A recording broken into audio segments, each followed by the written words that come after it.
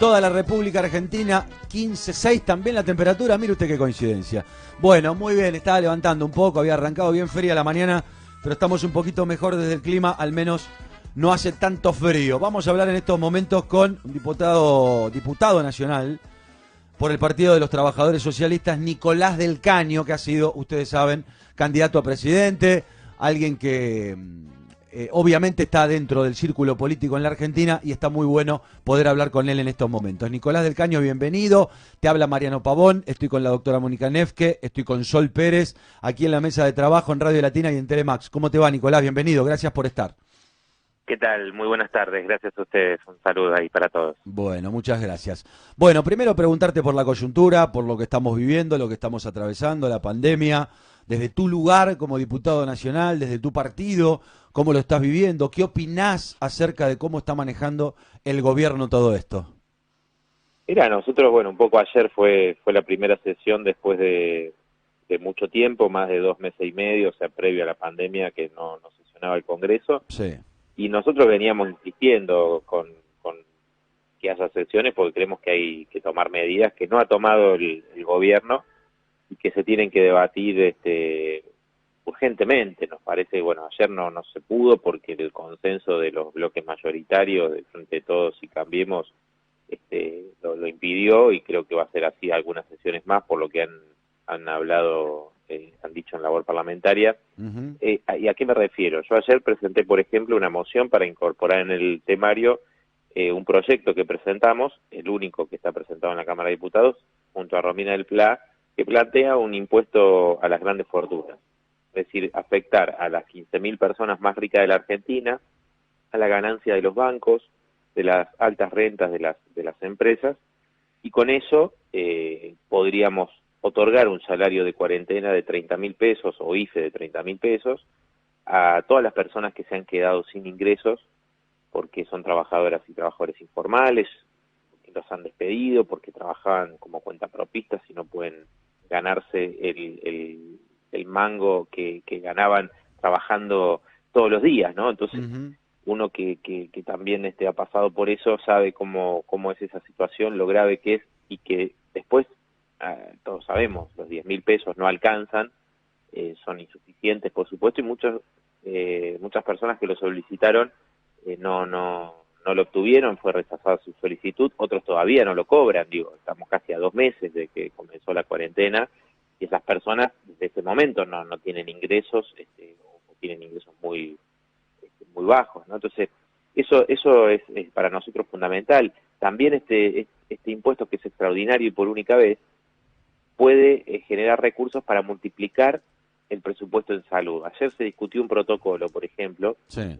una ley que aprobamos, obviamente, pero que tiene un enorme problema elemental, que no tiene presupuesto. Uh-huh. Y lo que reclaman las trabajadoras, los trabajadores de la salud que están ahí en la primera línea, es que necesitan que les den todos los elementos de equipamiento de protección personal, Uh-huh. porque por eso somos uno de los países con más porcentaje de contagios entre trabajadores y trabajadores de la salud, ¿no es cierto? Entonces, yo creo que nosotros no estamos de acuerdo con esta falsa disyuntiva, que en algún momento lo dijo el presidente Alberto Fernández, entre la salud y la economía.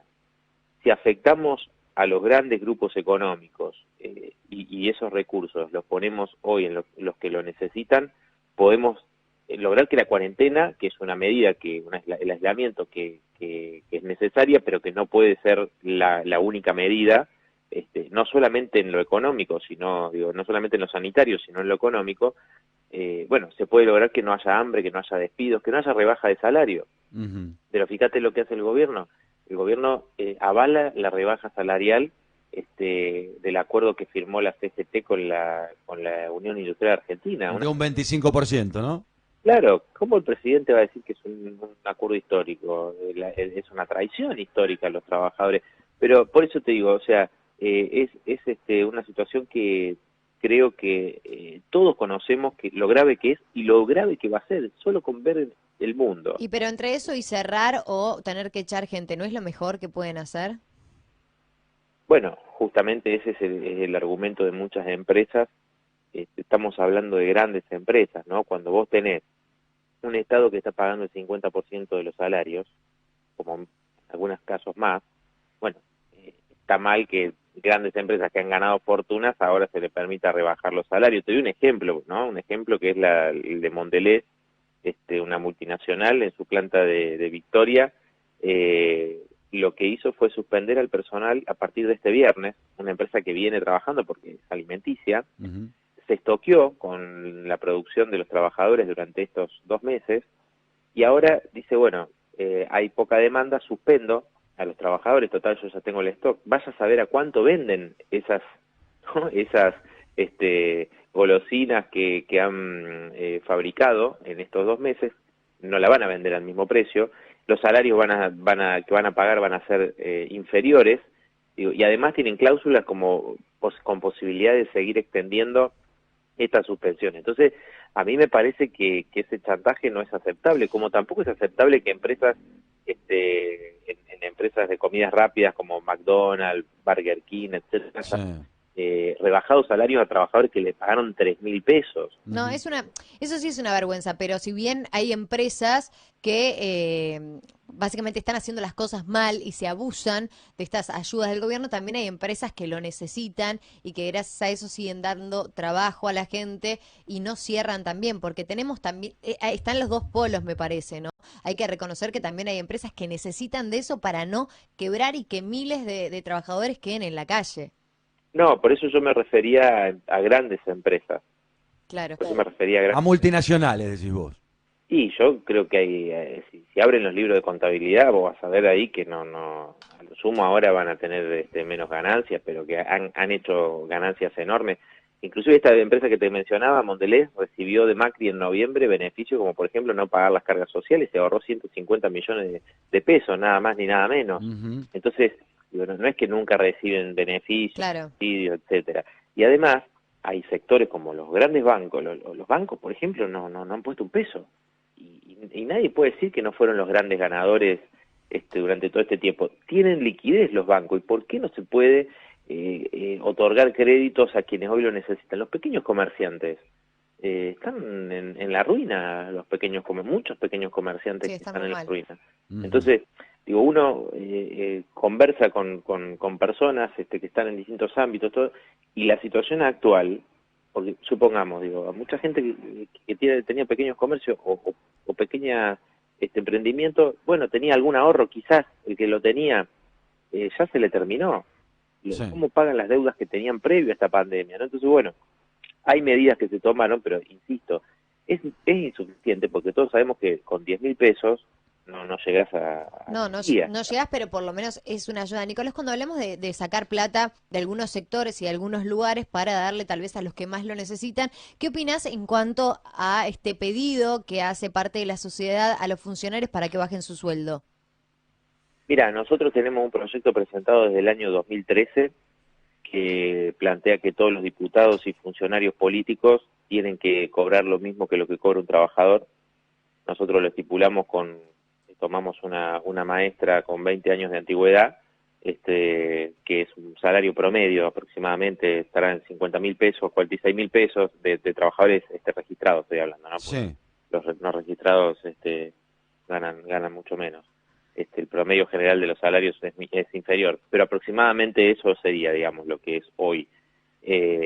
Pero más allá del proyecto, por ejemplo, ¿tu partido político decidió bajarse el sueldo o donar parte de Nosotros sus...? nunca cobramos la dieta completa, es decir, esa dieta nosotros la destinamos a aportar a distintas luchas, peleas que dan sectores populares para causas del pueblo trabajador. Hacemos donaciones, aportes solidarios, porque creemos justamente que no se trata de un puesto, digamos, para beneficio personal, sino para nosotros es un puesto de lucha, y eso es lo que hacemos del año 2013, y ningún oficialismo, ni el anterior gobierno de Cristina Kirchner, ni bajo el gobierno de Macri, ni hoy mismo quieren debatir esto, inclusive en el medio de esta crisis.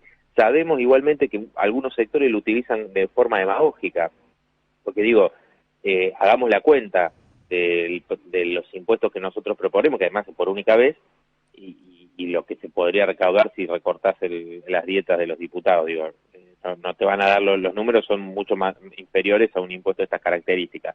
Pero así todo, nosotros creemos que debería discutirse nuestro proyecto y que se gane lo mismo que un trabajador. Por supuesto que nosotros cualquier medida de esa característica estamos de acuerdo y que tendría que tener una asignación específica. Digo, el impuesto que nosotros planteamos no es para que esté en las arcas del Estado, en el Estado en general, sino que tiene asignación específica. Una es para el salario de cuarentena o IFE de 30.000 pesos. Sí. La otra es para construir 100.000 viviendas en un año y la otra es para multiplicar el presupuesto de la salud pública de emergencia para combatir el COVID-19.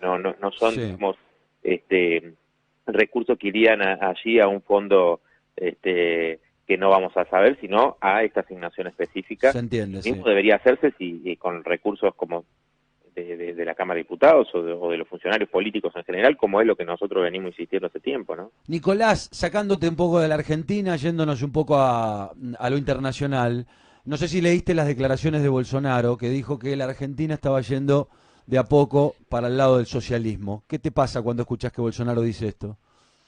Bueno, la verdad es que es vamos a decirlo así, es una estupidez lo que dice, ¿no? Porque realmente uno sabe que el gobierno actual es un gobierno que representa al peronismo, que es una fuerza que está lejos de una idea de socialismo, ¿no?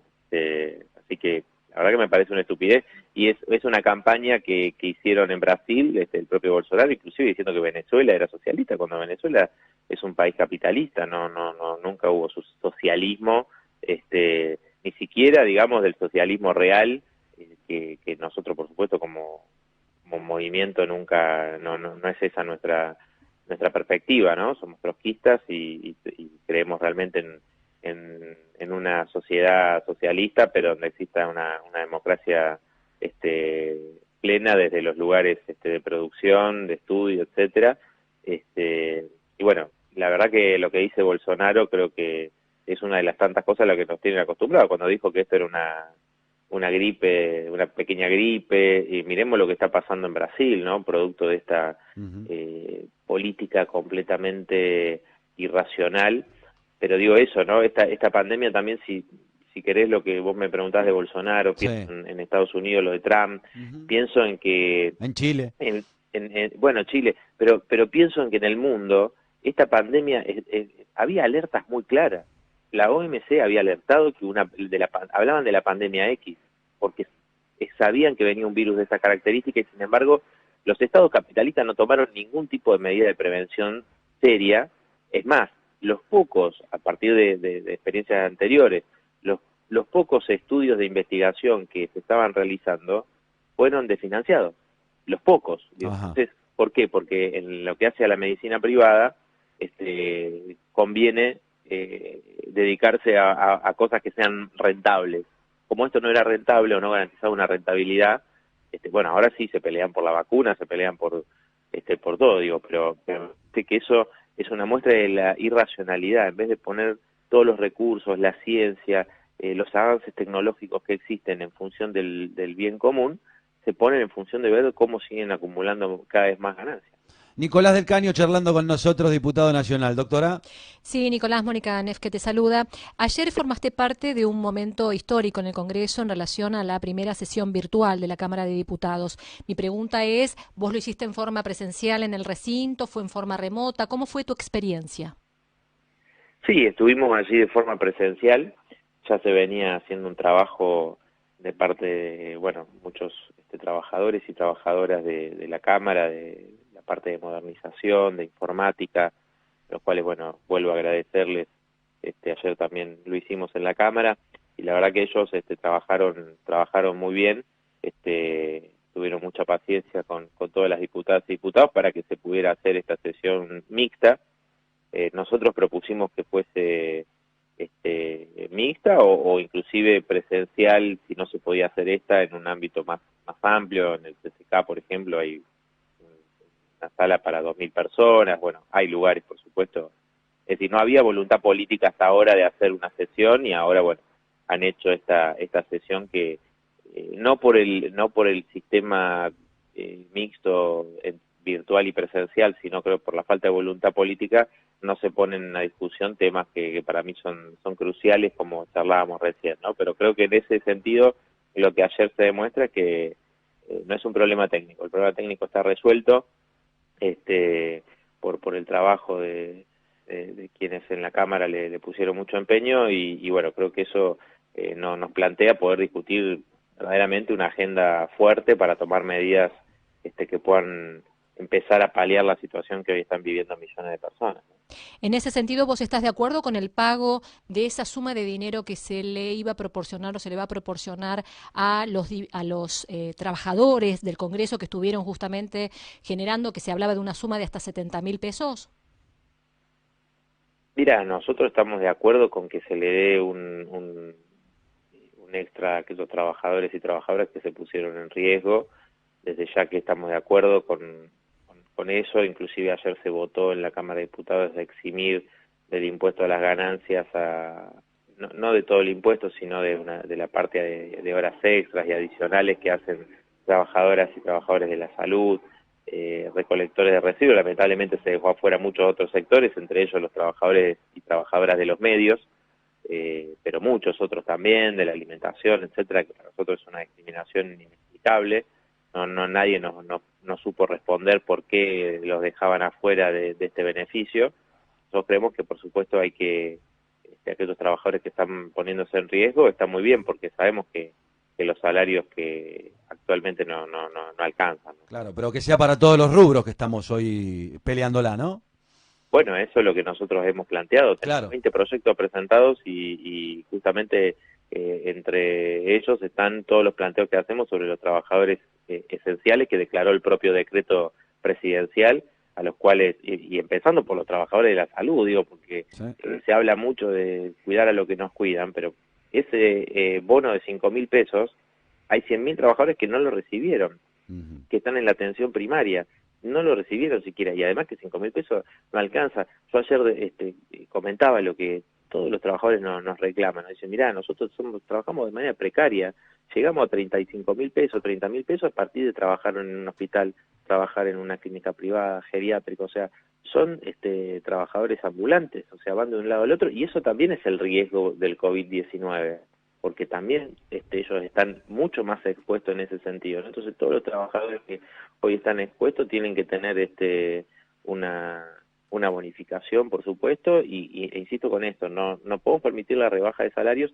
Y el tema de los despidos, que si ustedes, volviendo un poco a lo internacional, Sí. Estados Unidos, 36 millones de personas pidieron el seguro de desempleo. O sea, el crecimiento del desempleo es algo que hoy no se está midiendo con claridad, pero a los informales el decreto de Alberto Fernández ni los contemplaba. O sea, si vos estás en negro en un lugar y te echaron, el decreto no te avala de ninguna manera. Entonces, hay despidos masivos. Eso es lo que hay que discutir y terminar con esta situación, garantizarle la posibilidad a toda esa gente de que pueda tener una cuarentena en la que no esté padeciendo estos problemas, ¿no? Nicolás del Caño, gracias y un abrazo.